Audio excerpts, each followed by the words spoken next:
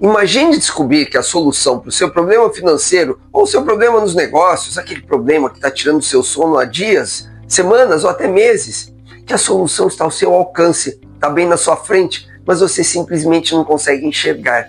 Isso acontece muito mais do que você pensa. Neste vídeo eu vou mostrar 5 maneiras de encontrar recursos, oportunidades e soluções que podem estar bem na sua frente quando a sua vida financeira, sua empresa ou até mesmo a sua carreira parecem ter chegado a um beco sem saída. E vou contar 3 histórias impressionantes, incluindo uma que eu presenciei, nas quais a diferença entre continuar em uma situação difícil e encontrar uma saída estava justamente em perceber alguma coisa que outras pessoas estavam olhando todos os dias, mas simplesmente não conseguiam enxergar.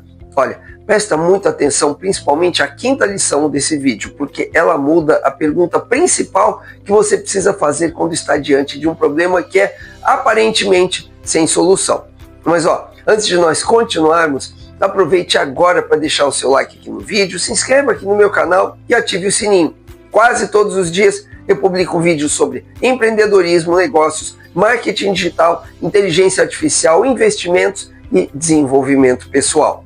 Eu sou Eduardo Infante e se esse tipo de conteúdo te interessa, eu tenho certeza de que o meu canal vai te ajudar bastante. Bom, mas vamos logo com o que interessa, tá? Olha, existe uma razão pela qual problemas muito graves podem se tornar ainda mais difíceis justamente quando você precisa desesperadamente resolver esses problemas. Quanto maior é a pressão, mais estreito pode ficar o seu campo de visão. Uma pessoa endividada, por exemplo, começa a pensar apenas em como conseguir dinheiro. Um empresário com queda nas vendas pensa assim obsessivamente em encontrar novos clientes. Um profissional ameaçado de perder o emprego concentra toda a atenção em procurar outra vaga. Essas respostas podem fazer sentido para você, mas o perigo aparece quando você passa a acreditar que existe apenas um tipo possível de solução. Por isso, a primeira grande lição deste vídeo é muito clara. Antes de procurar novos recursos, avalie os recursos que você já tem e procure recursos que você possa usar, mas que nunca deu muita importância para eles. E quando eu falo em recursos, eu não estou me referindo apenas ao dinheiro disponível na sua conta, não é disso, tá? Um recurso pode ser um imóvel subutilizado, um estoque parado, uma máquina que trabalha apenas algumas horas por dia, uma carteira de clientes antigos, um conhecimento que nunca foi transformado em produto, uma marca conhecida, um relacionamento comercial, uma base de dados que você tenha, uma audiência, uma habilidade profissional ou até um espaço vazio dentro da sua empresa ou da sua casa. Muitas vezes o problema não é a ausência absoluta de recursos, mas a incapacidade de perceber que aquilo que nós já possuímos possa ser utilizado de uma maneira diferente. Eu conheci pessoalmente uma história que demonstra isso de uma maneira quase inacreditável. Então presta atenção. Há alguns anos eu visitei uma fazenda no interior de São Paulo, perto de Itu, e tive a oportunidade de conversar com o proprietário. Durante a nossa conversa, ele me contou como ele tinha conseguido comprar aquela propriedade. A história era incrível, eu nunca mais esqueci. Ele tinha o sonho de ter uma fazenda e soube que aquela fazenda estava à venda por um preço muito abaixo do valor do mercado e foi lá para olhar. O antigo proprietário estava muito endividado e precisava levantar dinheiro rapidamente e tinha chegado à conclusão de que vender a fazenda era praticamente a sua única alternativa. E para vender rápido, que ele tinha pressa, colocou a propriedade à venda por um valor muito baixo. Quando o interessado, essa pessoa que eu conheci, chegou lá, foi conhecer a propriedade, ele viu uma grande área coberta por árvores e perguntou ao antigo proprietário por que aquele espaço não era explorado. A resposta foi de que se tratava de mata nativa e, portanto, ele acreditava que não podia cortar aquelas árvores. Só que tinha um detalhe extraordinariamente importante aí. O futuro comprador entendia muito bem de árvores e conhecia as regras aplicáveis naquela situação. Ele percebeu que não era mata nativa aquilo, como o proprietário imaginava, mas ela era uma floresta plantada, basicamente formada por eucaliptos. Naturalmente, qualquer exploração florestal precisa obedecer às legislações e às autorizações aplicáveis, mas naquela situação específica, havia sim a possibilidade legal de exploração daquela madeira. E ele também entendia o valor comercial do que ele estava enxergando. Depois de comprar a propriedade, ele vendeu só parte da madeira daquela área. E segundo o que ele me contou, ele recuperou todo o dinheiro utilizado na aquisição da fazenda. E ainda manteve um estoque estratégico de árvores ali que não foram derrubadas. Agora, pensa na ironia dessa história, né? O antigo proprietário estava endividado, acreditava que precisava se desfazer da fazenda para resolver os seus problemas, mas ele tinha dentro de casa, né, dentro da sua propriedade, um ativo que podia ter mudado completamente a sua situação, resolvido todos os problemas dele. Ele não precisava ter vendido a fazenda. Ele olhava para aquelas árvores, mas não enxergava economicamente o que elas representavam. É por isso que quando você estiver enfrentando uma dificuldade financeira ou empresarial ou na sua carreira, não pergunte apenas onde você vai conseguir aquilo que está faltando para você. Faça primeiro um inventário rigoroso daquilo que você já tem, do que está disponível para você, e pergunte se algum desses recursos pode assumir uma função diferente daquela que ele já tem.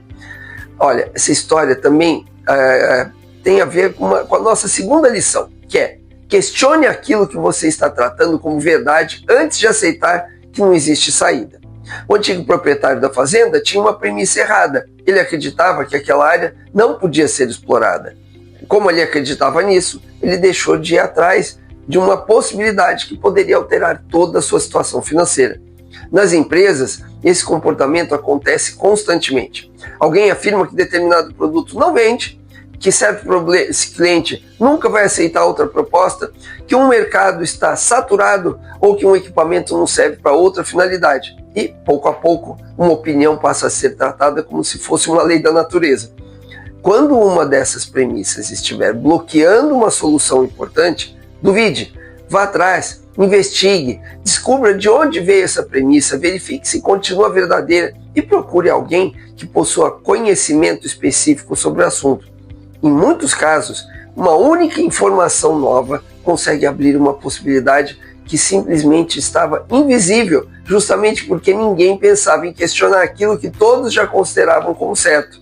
Mas poucas histórias empresariais ilustram melhor a importância de enxergar uma possibilidade antes dos outros do que um dos momentos mais importantes da trajetória de Bill Gates. Olha só, no início dos anos 1980, a IBM estava preparando a sua entrada no mercado de computadores pessoais e precisava de um sistema operacional para sua nova máquina. A Microsoft ainda era uma empresa muito pequena perto do que se tornou e estava totalmente associada apenas a uma empresa de programação. Ela não tinha naquele momento o sistema operacional que acabaria fornecendo para a IBM, mas isso não impediu Bill Gates de arriscar uma negociação com a maior gigante da informática, que era a IBM naquela época. Além disso, Bill Gates percebeu uma coisa muito maior do que simplesmente a oportunidade de vender um software para a IBM. A Microsoft chegou a um acordo para fornecer o sistema operacional, comprou um sistema desenvolvido por outra empresa, sem que essa empresa soubesse que a Microsoft já havia fechado um contrato com a IBM, adaptou a tecnologia às necessidades do IBM PC. O produto negociado por Gates chegou ao mercado pela IBM como o PC-DOS, enquanto a versão da Microsoft ficou conhecida como MS-DOS.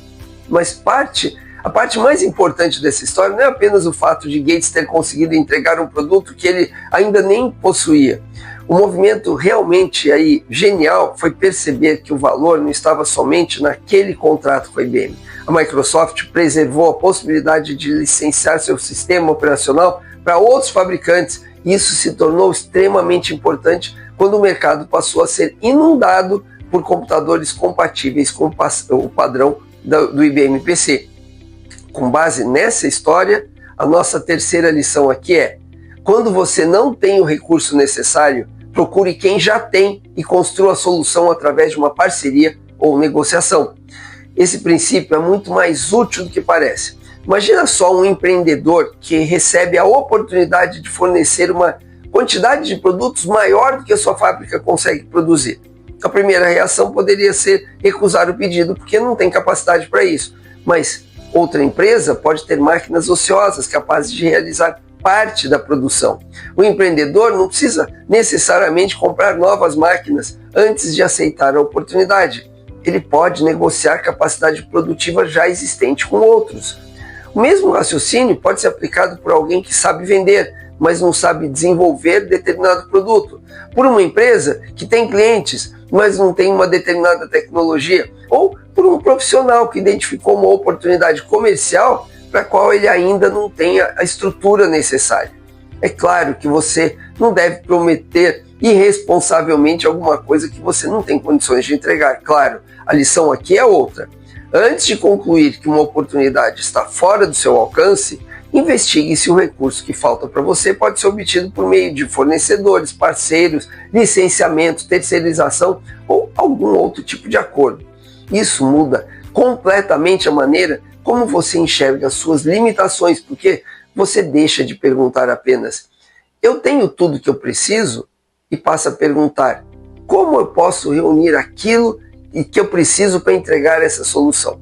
Mas olha, existe outro tipo de problema empresarial aí, no qual todos os recursos necessários já estão disponíveis e mesmo assim o dinheiro não aparece. É nesse ponto que entra a nossa quarta lição.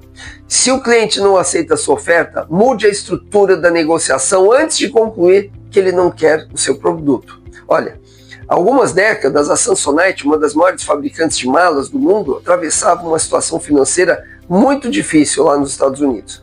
A empresa tinha um estoque elevado, tinha muita mala em estoque, mas enfrentava a resistência de grandes varejistas, incluindo grandes redes como Sears e JCPenney, que não queriam continuar comprando os produtos, e não estavam comprando os produtos mais da Samsonite, porque alegavam que as malas eram caras e que não vendiam tão bem assim. E por isso eles não compravam muito dos produtos Samsonite para revender. Quando o novo CEO assumiu a empresa, ele descobriu a gravidade da situação e decidiu investigar o mercado antes de simplesmente aceitar a conclusão dos varejistas. Ele mandou realizar uma pesquisa de mercado que indicou uma coisa que surpreendeu. Os consumidores americanos conheciam bem a marca Samsonite, confiavam na qualidade das malas, enxergavam a empresa como uma marca premium e aceitavam o posicionamento de preço. Se o consumidor gostava do produto e estava disposto a pagar, onde está o problema? A existência estava no canal de vendas. Os varejistas não queriam assumir o risco de comprar mais estoque sem ter certeza de que iam conseguir vender. Foi então que surgiu uma solução extremamente simples e brilhante ao mesmo tempo. Ao invés de insistir para que os varejistas comprassem as malas, a Samsonite passou a oferecer o estoque em consignação. Dessa forma, o varejista podia colocar o produto à venda sem assumir o mesmo risco financeiro inicial. Com essa negociação, a Samsonite conseguiu inclusive negociar uma exposição melhor nas lojas, o que aumentou mais ainda as vendas. Com essa solução, as vendas cresceram muito, ajudando a empresa a superar aquele momento difícil e fortalecendo definitivamente a marca no mercado. Perceba a diferença entre tentar vender com mais insistência e redesenhar a negociação? O produto era o mesmo, né? O consumidor continuava sendo o mesmo e os varejistas também. O que mudou foi a distribuição do risco. Essa ideia pode ser utilizada em muitas situações. Se um potencial cliente acredita no valor do seu serviço, mas fica em dúvida diante do compromisso inicial, talvez seja possível criar uma etapa menor para que ele experimente a sua solução. Se uma loja não quer comprar o seu produto porque tem medo de ficar com o estoque parado, talvez existam modelos de consignação ou outros acordos comerciais diferentes que você possa propor. Se uma empresa não consegue vender um equipamento porque o preço de aquisição é elevado, dependendo do tipo de negócio, ela pode fazer sentido avaliar o aluguel, a assinatura ou outra forma de acesso àquela máquina, àquele bem. Antes de reduzir drasticamente o seu preço ou concluir que não existe demanda, descubra qual risco está impedindo o outro lado de dizer sim e verifique se tem uma maneira economicamente viável e saudável de reduzir esse risco. Bom, agora chegamos à quinta lição e talvez ela seja a ferramenta mais importante de todo esse vídeo. Quando não encontrar uma saída, pare de perguntar como você resolve esse problema e pergunte o que você ainda não está enxergando. Parece uma pequena mudança de palavras, né? Mas ela obriga o seu cérebro a procurar outra categoria de resposta. Se você está endividado e pergunta apenas onde vai conseguir dinheiro, provavelmente você vai pensar em empréstimos, venda de bens ou aumento de renda. Quando você pergunta o que você ainda não está enxergando, você começa a procurar ativos esquecidos, despesas que podem ser renegociadas, recursos ociosos, conhecimentos que podem ser monetizados, contratos que podem ser revistos, relacionamentos capazes de abrir novas possibilidades ou formas brilhantes de reduzir custos. Se você é um empresário com vendas ruins, você pode passar meses perguntando como vender mais e responder sempre que é com mais publicidade, mais vendedores ou oferecendo mais descontos. Mas se você perguntar o que você não está enxergando, talvez você descubra que tem centenas de antigos, por exemplo, centenas de antigos clientes que nunca foram procurados de novo. Seu produto poderia atender a um outro mercado que existe, ou que existe capacidade ociosa para você produzir mais, fabricar por terceiros, que o verdadeiro obstáculo não está na demanda, mas nas condições da oferta. O mesmo vale para uma carreira. Se você for um profissional experiente que perde um emprego e passa meses procurando outra posição exatamente igual à anterior, talvez a solução realmente seja encontrar uma nova empresa, mas talvez você esteja ignorando que 20 anos de experiência podem ser transformados em consultoria, treinamentos, representações comerciais ou algum serviço especializado. A experiência que você enxerga apenas como currículo pode ser enxergada pelo mercado como um produto. Existe uma diferença enorme entre não possuir uma saída e ainda não ter encontrado uma saída. Quando você está no meio de uma crise, as duas situações podem parecer exatamente iguais, e é justamente por isso que você precisa criar mecanismos eficientes para ampliar o seu campo de visão. Converse com pessoas que conhecem de perto o seu problema, mas também converse com alguém de fora que não esteja condicionado pelas mesmas premissas. Faça uma lista dos ativos tangíveis e intangíveis que você possui. Analise clientes antigos, fornecedores, contratos, estoque, equipamentos, imóveis, conhecimentos que você tem, marcas, canais de distribuição e relacionamentos que você tenha. Depois pergunte como cada um desses elementos poderia ser utilizado de uma maneira diferente. Pense nas 3 histórias que eu contei. Na fazenda, tinha dinheiro literalmente crescendo como árvore diante dos olhos do proprietário. Mas uma premissa incorreta fez com que ele não enxergasse isso. No caso da Microsoft, uma oportunidade gigantesca apareceu antes que a empresa tivesse em mãos todos os recursos necessários para aproveitar essa oportunidade. E a solução encontrada por Bill Gates foi reunir esses recursos por meio de negociações. Na história da Samsonite, o produto tinha aceitação, mas o modelo de negociação criava uma resistência no varejista. Quando o risco foi redistribuído através da consignação, uma barreira que parecia comercialmente enorme foi superada de um minuto para o outro. Essas histórias têm contextos completamente diferentes, mas elas carregam a mesma mensagem.